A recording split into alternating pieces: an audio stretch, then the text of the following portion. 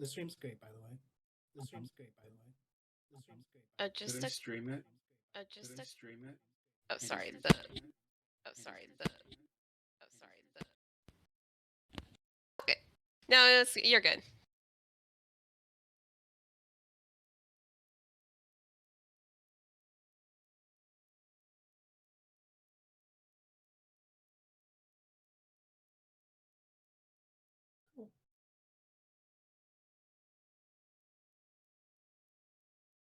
Sounds good.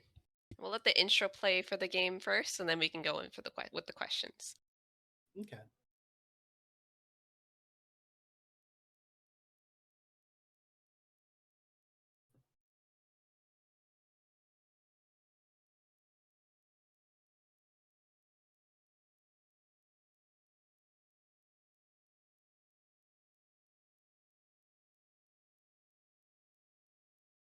Throughout the boroughs and towns. This kingdom was known as the Staccato Kingdom and was led by a conductor who, despite his best efforts, was unable to foster prosperity and harmony within the kingdom. As was tradition, Is this stream took on supposed to show it right now? Or... Yeah.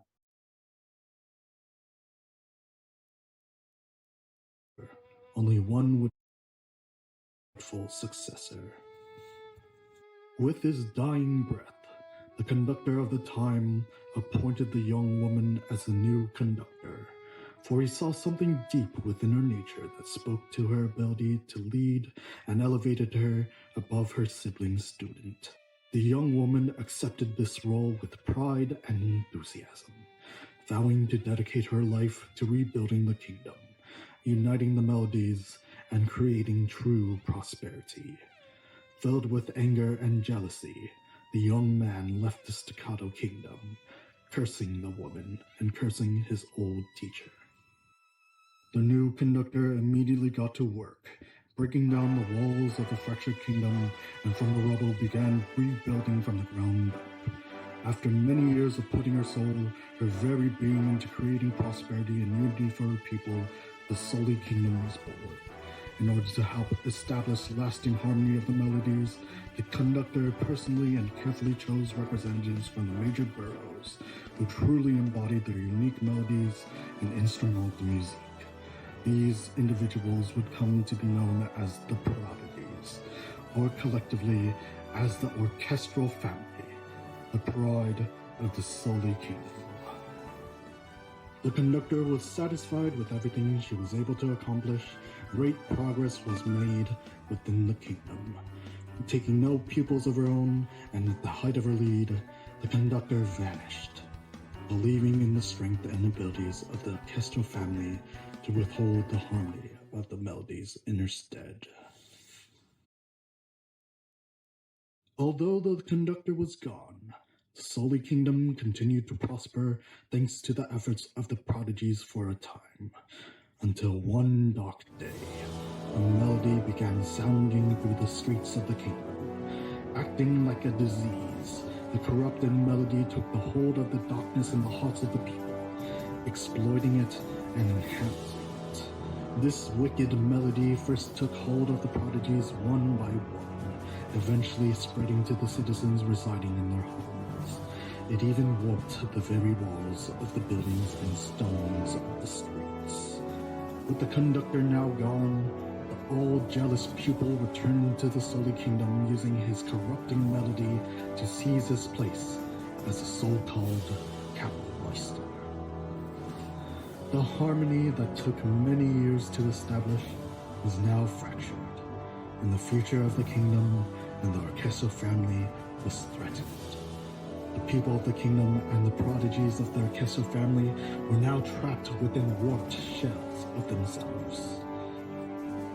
Yet there was one ray of light that could shine on the kingdom and purify it of the corrupting melody. On a diplomatic mission during the corruption of the kingdom, Maestro the violinist returns to her homeland and stands at the now warped doors of the Grand Orchestral Hall with one mission in mind: to purify the corrupting melody, save her people, bring back the prodigies, and mend the fractured harmony.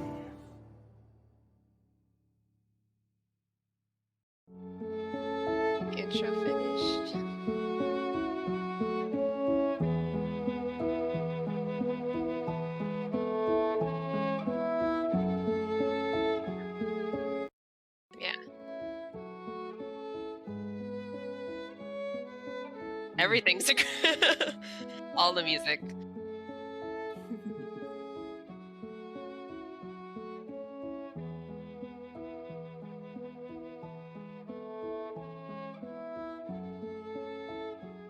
I guess I'll go first. I'm Jason Pamplona. I'm the team lead for this game. We Got Company. Hang on, I have the stream open. I can mute myself to speak. You might want to lower the game music a little bit. I don't know. But yeah, so yeah, I'm the team lead. Everybody else, if they want to introduce themselves as well. Hi, I'm Josiah Lomax. I'm the writer on We Got Company. I'm Nelson, and I was the composer for We Got Company. I am Emily, and I was the violinist. Oh, okay. Nice. Mhm. All right. And also, so the first question that we wanted to start with is, as I think Kanuj, are you starting the game right now? Yep. Let's do it. So how did this game get started, and like what inspired you to make this game? So going into the capstone projects for UCI, I was trying to come up with a game that I wanted to create for the capstone, and I was just sitting there like wondering, man, because the last game I made was a multiplayer game project, and that was a rhythm game. The thing about it though was that I wanted to add adaptive audio to that game, but I wasn't able to. And so going into the capstone project, I really wanted adaptive audio to be like a main focus point for the game. And so when I pitched the idea to my team, I think it was Nelson, you said like, oh yeah, let's do it. And then everything like snowballed together, and it was a cool experience to develop the whole game, and it turned out really great, and I'm so happy that it did. Oh yeah, and the idea came to mind when I was listening to Michael Legrand's I think it was Guitar, Tuba and Company. It's a French song that basically lists all the instruments of the orchestral company and just talks about them, like giving characterization to them, kind of humanizing them, and just like singing about like the different types of different parts of the orchestra. And I really wanted that to be like the premise of the story for the game. So as you can see through the intro and through Josiah's writing, it's very focused on creating this family of orchestral instruments and fighting these bosses that they're called the prodigies, that are revolving around the music that they play, or the instruments that they play. It seems like a lot of thought went into creating this game. I guess in terms of like the time period, you mentioned it was a capstone. So how long have you been working? All of you been working on this game? So we started back in I believe it was August of this past year, 2022, and then we worked on it for the next 6 months up until I believe it was March of 2023, and essentially that was just the period of time that we had our capstone course, and yeah, so. And then obviously music is like a huge part of this game, as it's a music game. So we wanted to ask, how was the music developed? Because we noticed that the attacks are in line with the orchestra music in the background. So, and obviously since you have a violinist, so we were wondering how was the process of creating the soundtrack for this game? Nelson, do you want to answer that question, or should I open up with a little context for that? I think a little context would be good. Oh yeah, so to open up, when we started developing this game, we thought of audio first and foremost. So instead of like going into development with game design in mind, we thought of audio first and foremost. And since we wanted to have adaptive audio in the game, um, I was it was the same night that I thought of this game that I was wondering how could I implement adaptive audio or in a way that or for a student game basically.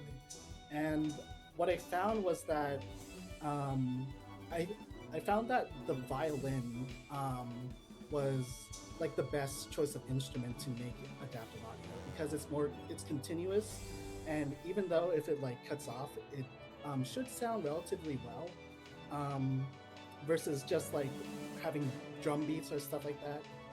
Another part of our game is that we wanted to have people play it without having them worry about rhythm and just having to like attack on beat or something like that because I believe Hi-Fi Rush was released the same year and yeah. So Nelson, do you want to talk about that? Yeah. So, in terms of adaptive audio, we had like 4 different plans on a whiteboard at one point as to how we should do it. But the way we did it, like in the final game, was that we had basically there were a lot of audio files that I had to separate and organize in folders on a drive. But there's the bass track, which plays when there's no when you're not attacking, so it's just the entire track with no violin in it. I wrote the entire track and then I wrote a violin line over it. I wrote 2 different violin lines, one for the longer attack and one for the faster attack, and then I kind of correlated the speed of the violin playing for those 2. But essentially, it's like if everything was playing at the same time, but the violin tracks are muted, and then they're unmuted when the violin actually plays and you attack. So basically, that's like a very quick way of explaining how the adaptive audio was made. We used Fmod, and although I didn't do most of the Fmod work, one of the team members, Darius, he did most of it. He showed me how to do it, and it was pretty easy to understand, I think. But basically, it started from scratch, and there were a lot of iterations of the main theme. There was really only like one song through the whole thing, so I had to polish it a lot. And then we had the title theme was actually the test for Emily actually playing something I wrote. Because yeah, Jason just kind of picked out random stuff that I sent as drafts and included it in the beginning, and I was like, this actually works amazingly because it works really well. But Yeah, I think that's yeah. Yeah, if you go back in the main menu, I think you just beat it. It was that's great. Nice, yay! Go on, you. Yeah. Initially it was a really hard game because, like I said, we focused on audio first. It's like for the first iterations of the game, it was just like impossible. But when we got into the second quarter, it was like really great. But yeah, the music, the menu music for this game, like the one that you're hearing right now, that is Emily playing. And it really, it was about to be cut from the game, but I was just looking through like all the audio files we had. We had like a ton like stockpile, and I came across Emily's violin piece and decided like, hey, we need menu music, so I just added that on too. Emily, do you want to talk about your experience as a violinist for this game? Yeah, recording for this game was pretty fun. Like Jason mentioned, for the main theme, I believe that was kind of earlier in development. We were just practicing like how the recording would sound, just to like prepare for the actual like music in the game. So yeah, it was nice to see that it was included in the main menu. I know that wasn't like originally our intention, but you know, sometimes things work out like that. Yeah. Overall, it was really nice being able to be part of this team. I saw Jason pitch it during the video game club at our school, and I thought it was a cool concept. And I was just like, "Hey, do you need a violinist? I'd be interested." But yeah. Awesome. It's really interesting that like it would that you know adaptive audio is different for at least it works better with certain instruments versus others. Because that's something I didn't really think about. Oh yeah, like when Hi-Fi's Rush came out, it was during the development of this game, and we were like, "Oh my god, all our work is invalidated." But like, when we saw that game come out, I remember that we were kind of like a little discouraged because they like hopped on in terms of like the adaptive audio combat system. But nonetheless, I think what we did for our student project was really great. I also want to highlight the writing of the game. I know that you're looking through the character sheet right now. Josiah, do you want to talk about the writing too? Yeah. So for this game, this is my first time writing for a game, so it was Oh, a little wow. hard. Yeah, it was a little hard in the beginning trying to figure out like how best to write, like to fit within a game world.